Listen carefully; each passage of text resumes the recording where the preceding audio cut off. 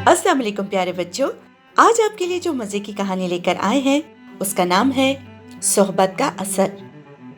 बच्चों, एक बादशाह ने एक बहुत उम्दा घोड़ा खरीदा। वो इसे बहुत पसंद आया था।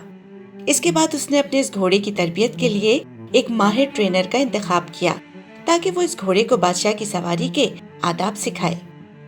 ट्रेनर ने जिम्मेदारी संभाल ली और चंद महीनों बाद बादशाह के दरबार में हाजिर होकर अर्ज किया, जहां पना, मैंने आपके पसंदीदा घोड़े को हर मुमकिन हद तक बेहतरीन तरबियत दी है ताकि वो आलिजा की सवारी के काम आ सके।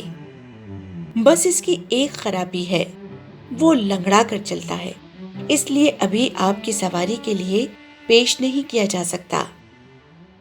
बादशाह ने जानवरों के डॉक्टर्स को बुलाकर घोड़े का मुआयना करवाया। डॉक्टर ने अच्छी तरह जांच पड़ताल की, फिर बादशाह को रिपोर्ट दी कि घोड़ा तो बिल्कुल ठीक है। अब बादशाह फिक्रमंद हुआ कि क्या मामला है। एक होशियार दरबारी ने कहा, जहां पना, गुलाम अलग से कुछ अर्ज करने की इजाजत चाहता है। बादशाह ने फौरन दरबार बर्खास्त कर दिया। अलहदगी में उस दरबारी ने कहा, जहां पना, गुलाम ने देखा है और अंदाजा कर लिया है कि घोड़े को मालूम हो गया है कि उसके सामने हमारा बादशाह नहीं है, सिर्फ ट्रेनर है।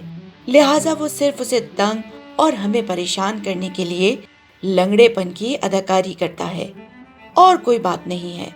और उसकी वजह भी सिर्फ ये है कि ट्रेनर खुद भी जरा सा लंगड़ा कर चलता है। इसके दाएं पांव में कुछ तकलीफ है।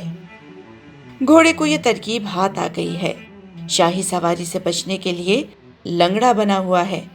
आप फिक्र ना फरमाएं। बादशाह ने फौरन मौजूदा ट्रेनर को हटाकर दूसरा ट्रेनर मुकर्रर कर दिया। घोड़े ने सारी उल्टी सीधी हरकतें छोड़ दी और बादशाह को सवारी करवाने लगा। बच्चों, इस कहानी से हमें ये सबक मिलता है कि इंसान जिस माहौल में रहता है और जिस किस्म के लोगों के साथ रहता है वैसे ही बन जाता है। इसी को सोहबत का असर कहते हैं।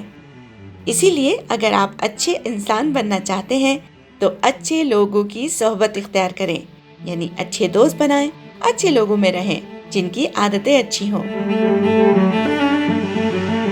उम्मीद है आपको कहानी पसंद आई होगी। अगली बार एक और मजेदार और सबक आमोज कहानी के साथ फिर हाजिर होंगे। तब तक के लिए इजाजत दीजिए। See you next time. Allah Hafiz.